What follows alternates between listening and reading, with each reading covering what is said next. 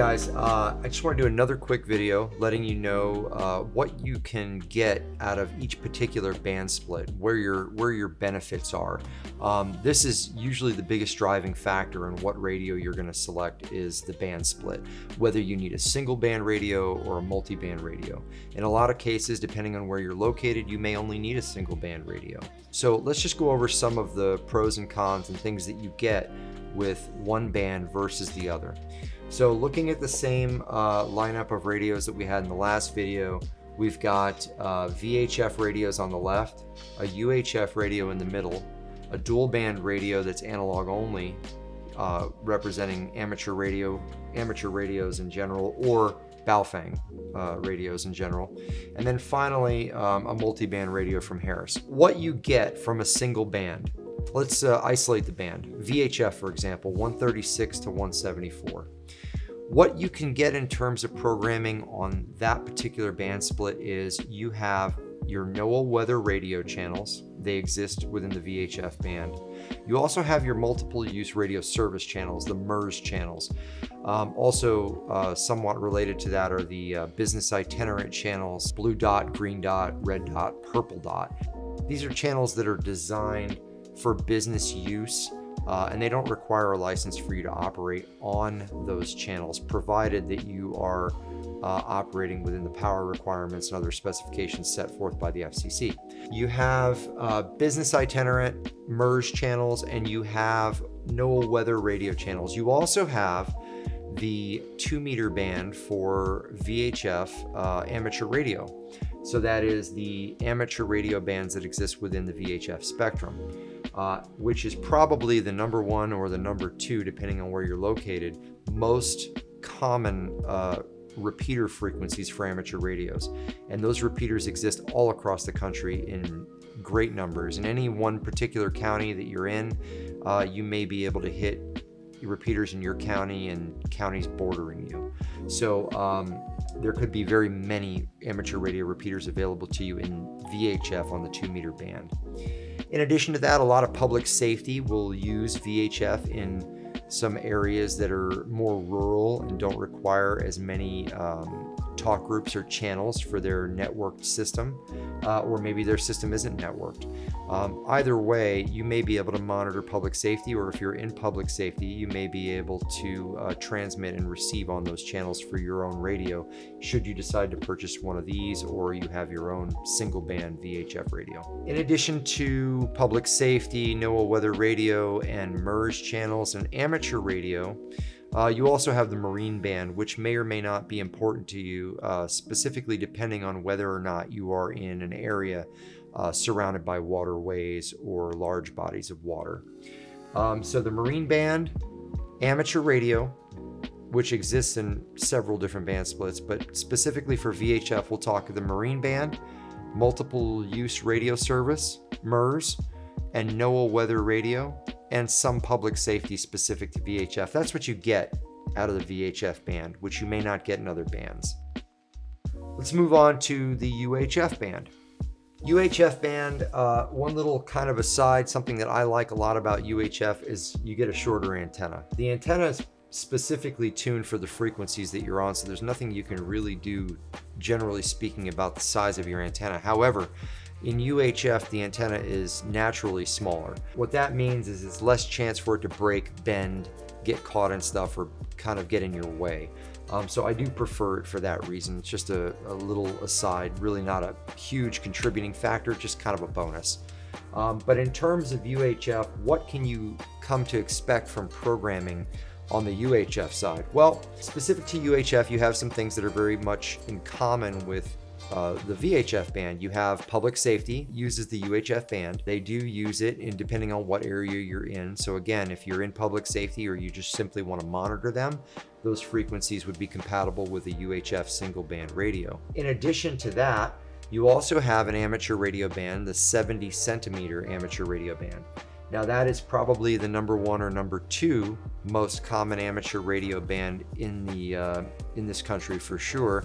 And it also houses a great number of local amateur radio repeaters. And again, you should be able to hit multiple repeaters in your tri-county area or the county you're in and the surrounding counties, depending on the size of your geography, the size of your area. Two things that are in common, obviously, between the two bands is they both have amateur radio and they both have public safety, but you don't get to pick, who's in what. It just depends on your area. In addition, though, what makes UHF a little bit more unique is you have something similar to the MERS channels that you had in VHF, but what you have now here is other business itinerant channels that are in UHF. So businesses that use these channels are typically very common in places like strip malls, Lowe's, Victoria's Secret, different department stores. They will use frequencies like that to communicate their business operations. And again, they don't need a license to do so. Their radios are licensed to operate on those frequencies.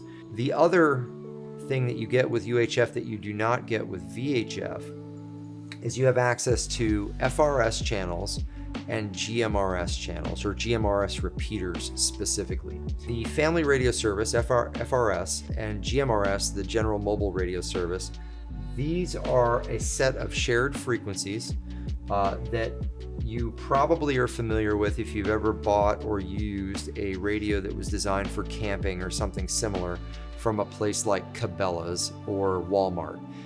They have channels in them ranging from 1 to 22, and those channels will have a whole bunch of different sub-channels or codes, they call them, which really are not sub-channels. They're not different frequencies. They're simply coded differently with subaudible tone, something like CTCSS tone.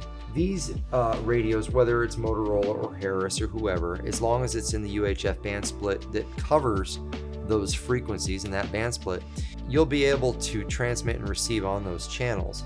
Now, the FRS and GMRS channels could be thought of as the modern day CB radio. These are the channels that people talk on when they typically program Baofangs. These are the channels that are most common for people to use. I say without a license, although that's not entirely true. In order to use GMRS repeaters, you do need a license. But in order to use FRS channels, it's typically a matter of type acceptance. The radio needs to be putting out the proper power levels in order to do that. The radios are absolutely capable of doing that.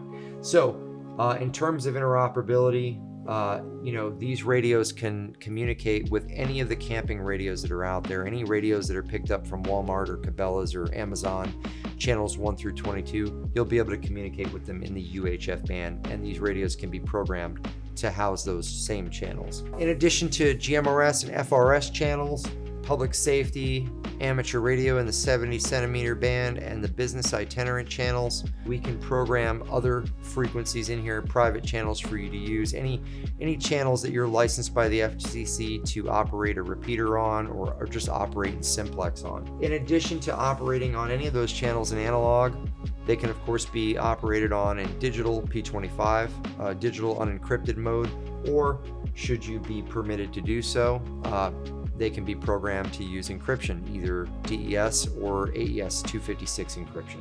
Moving on, we already covered the dual band radio that is very similar to Baofeng, but in essence it's the same type of radio. It's also an amateur radio that's dual band. A lot of times these types of radios need to be modified in order to transmit outside of their amateur radio bands, but they are most definitely capable of doing that with a slight modification. These are analog only, so no other forms of digital voice can be used with these radios. But it's important to note that all of the same types of channels can be programmed into these radios, whether it's NOAA Weather Radio, FRS, GMRS, MERS, business itinerant channels in VHF or UHF, amateur radio obviously, or public safety, probably for receive only, but should you be able to transmit on those channels, also for transmit, as long as all of those channels that we just mentioned are analog. If they're digital, you're out of luck with this radio. Moving on to the next radio though, in multiband, you are not out of luck.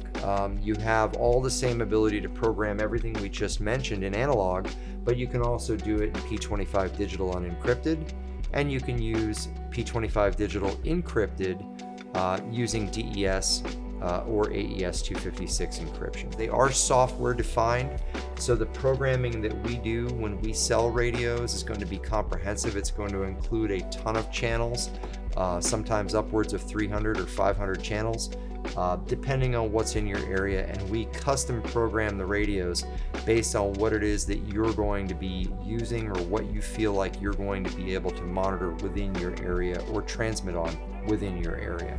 Just a little insight as to what radio you might want to choose. If you're in an area that is predominantly VHF or predominantly UHF and there's almost nothing else out there, then you don't need anything other than a single band radio.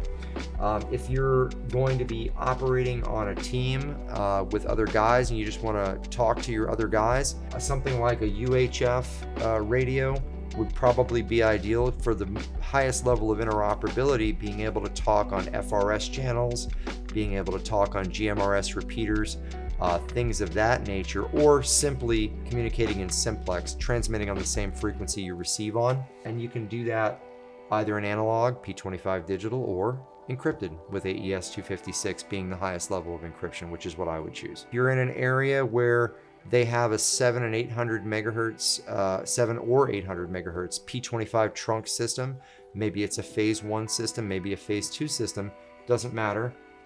You could monitor that system on a multiband radio and still accomplish all of your communications needs when it comes to transmitting and receiving in conventional modes in the VHF and UHF band. So kind of one radio to do it all, act as a scanner or a communications device. If you're in public safety and you have authorization from your system administrator, then this particular type of radio could absolutely be programmed for your public safety system to operate on in a duty capacity, and then you would as well have all the other interoperability of VHF and UHF to complement it. Just a couple of things to think about when you are considering selecting one type of radio versus another.